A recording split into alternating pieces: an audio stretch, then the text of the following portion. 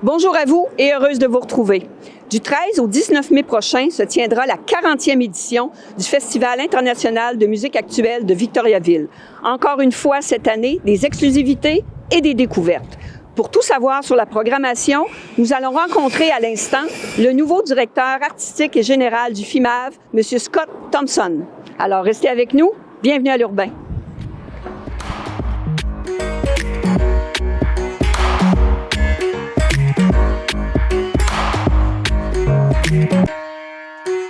Bonjour Scott Thompson. Bonjour Nicole. Très heureuse de vous rencontrer, mais surtout bienvenue à Victo. Merci beaucoup, ça me fait plaisir d'être là. Scott, vous êtes le nouveau directeur artistique et général d'une institution qui est le FIMAV. Alors, avant d'en aborder la programmation, je pense que les auditeurs nous en voudraient si on prenait pas quelques instants pour vous connaître davantage.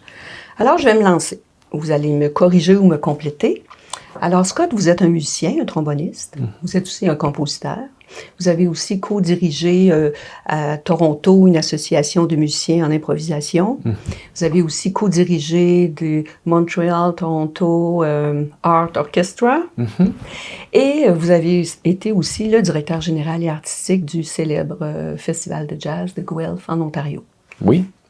Alors, ça fait le tour un peu de vos contributions dans le milieu de la musique parce que vous avez aussi participé au FIMAV à quelques reprises. Donc, vous nous arrivez avec un parcours hors du commun. Alors, moi, j'ai deux questions. Comment, pour un gars de Toronto, Montréal, comment se fait l'intégration à Victo? Et avec la direction d'un festival comme le FIMAV, comment vous abordez la 40e édition? L'intégration à Victoriaville va très bien. J'ai une équipe exceptionnelle qui est bien établie dans l'organisation et il faut leur remercier pour leurs grands travaux pour m'aider dans l'intégration dans l'organisme et aussi de l'intégration dans la ville aussi, de faire des nouvelles connaissances et de comprendre un peu comment ça fonctionne la ville et la région. Ça me fait plaisir d'être là. Ça fait un bon 4-5 mois maintenant et je me sens très bien accueilli dans la... Et la 40e édition, vous prenez la relève, dans le fond, là, on le disait en début de rencontre, d'une institution qui est le FIMAV. Vous abordez ça de quelle façon, la programmation, ça suit une combinaison de ce qui est déjà établi comme style de musique, comme genre de présentation, qui est établi dans le festival, dans l'institution à longue date, mais avec quelques petites couleurs que j'ai ajoutées qui reflètent mes propres goûts, qui sont dans le même milieu, dans le même créneau que Michel Levasseur, mais en même temps sont différents. Et je crois que la programmation de cette année est un équilibre entre ces deux aspects. On va retrouver cette année, j'imagine, un classique comme les installations sonores extérieures que le public apprécie beaucoup. Cette année, ça va encore être situé, j'imagine, la rue de la Gare, de la Vélogare à la bibliothèque, au Carré 150. Je pense qu'encore une fois cette année, on a à l'intérieur du Centre d'art Jacques et Michel Auger une installation sonore intéressante. Tout ça va être encore présent. C'est encore ça, exactement. Et c'est avec... la vision de notre commissaire de les installations sonores, Éric Dorion, qui a fait un très bon travail pour développer cette programmation sur le thème de son en mouvement. Alors, c'est le même circuit que les années passées, mais avec une thématique. Et des nouvelles œuvres, bien entendu. Exact. On va retrouver encore les films expérimentaux cette année. Le lieu de diffusion des films expérimentaux, ça va être... Le théâtre Lemaire, dans le Carré 150. Parfait. Et c'est le samedi et le dimanche matin, le fin de semaine du festival, qui est du 13 au 19. Au 19 mai. Parfait. Cette année, dans les autres lieux de diffusion, on retourne à l'église Saint-Christophe d'Arthabasca, qui a une acoustique particulière. C'est un lieu un peu magique. Quel genre de concert, de prestation qu'il va y avoir à cet endroit-là? Il y aura 3 concerts des solos d'instruments avant, 2 saxophonistes, 2 européennes, des saxophonistes européennes et une trompettiste canadienne. Okay. Je suis très familier avec l'acoustique de cette place parce que moi, j'ai joué un solo de trombone dans l'église en 2021. Et c'était une grande expérience musicale pour moi. Alors, c'est quelque chose avec ces grands artistes que j'invite d'offrir à notre public. Vous parlez, évidemment, les artistes proviennent de différents pays, différents endroits. Cette année encore, on a des gens de l'Afrique, de l'Europe, du Moyen-Orient, des États-Unis. Alors, eux vont se produire dans les grandes programmations qui ont lieu, je crois, dans les lieux, certains au Centre des congrès du Victorin et la majorité dans les salles au Carré 150. C'est ça. Il y a les 2 salles au Carré 150, le cabaret puis le théâtre, et le Centre des congrès au Victorin, l'Hôtel Victorin, qui est une nouvelle salle l'année passée, aménagée pour le festival et que j'ai conservée comme salle pour cette année. Dans la programmation, on va retrouver, pour une 40e édition, j'imagine, des classiques, des gens qui sont fidèles au festival. Il va y avoir des nouveautés, comme d'habitude, qui nous surprennent, des exclusivités. Peut-être en nommer quelques-uns pour nous donner un petit peu l'appétit. OK.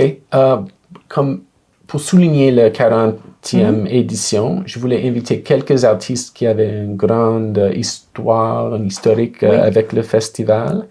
Un de ces artistes, c'est le grand saxophoniste et compositeur américain Roscoe Mitchell. Et vous parlez avant du projet Montreal Toronto Art Orchestra. C'était une collaboration avec le monsieur. Alors, on a un rapport artistique déjà. Mais lui, sa musique, ça pourrait être évidemment avec un orchestre, mais un mode de sa musique qui m'intéresse le plus, c'est en solo. Alors, ça va être très spécial de lui donner, de lui mettre en vedette. Il va être en lumière. C'est ça. Ça va être une découverte. Exactement. Oui. Et le monsieur a 82 ans, mais il garde toujours sa force de création. Alors, ça, c'est une grande... un grand événement. Une institution lui-même qui vient faire une prestation dans une institution qui le FIMAV. Alors... Oui, et un nourrit l'autre dans le trajet, à travers les années. Exact.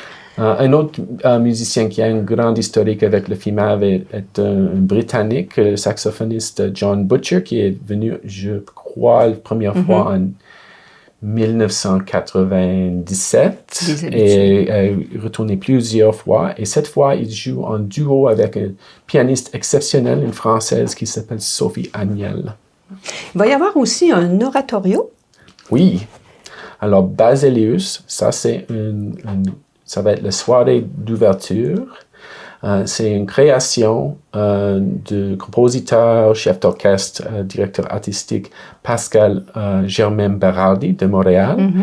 Cette création a plus de 50 musiciens sur scène. Il y a un ensemble de percussions qui s'appelle Sixtrum, encore basé à Montréal. Des guitares et des contrebasses, un ensemble qui s'appelle Forester. Un ensemble de cuivre qui s'appelle Horizon et la fameuse chorale des hurleurs métal, Growlers Choir. En plus, 4 solistes qui vont chanter l'oratorio sur un texte de Sébastien Johnson.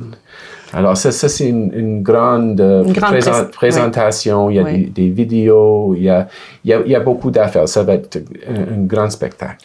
Peut-être 1 ou 2 découvertes cette année? Des découvertes. Il y a le guitariste américain qui s'appelle Bill Orcutt, qui a, je crois, durant la pandémie, a composé une musique pour 4 guitares. Et lui, il a enregistré toutes les 4 partie. OK. Mais après la pandémie, il a formé un quatuor avec 3 autres grandes guitaristes américaines, 2 femmes et 2 hommes, pour jouer des concerts. Alors, ça va être une première canadienne de Bill Orcutt Guitar Quartet. Ça va être...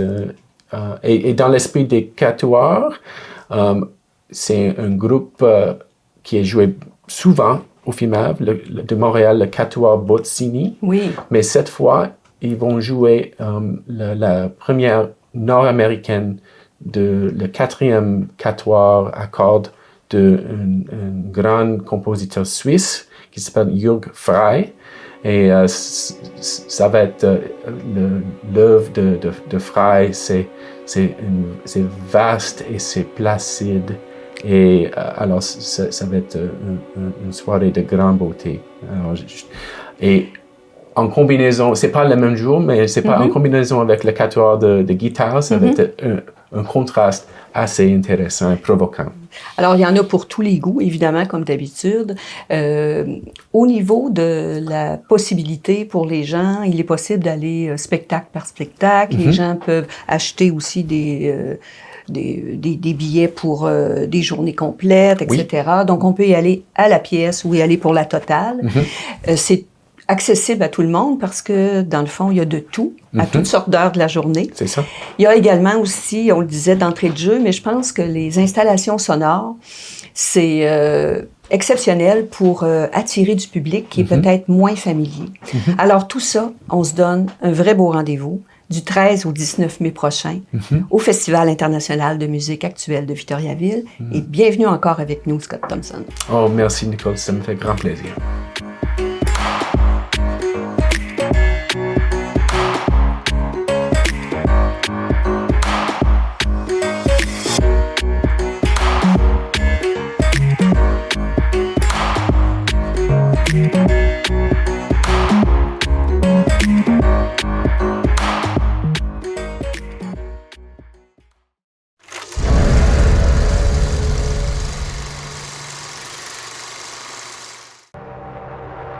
Dans le cadre du 40e Festival international de musique actuelle de Victoriaville, entrez dans un monde d'audace et d'avant-garde.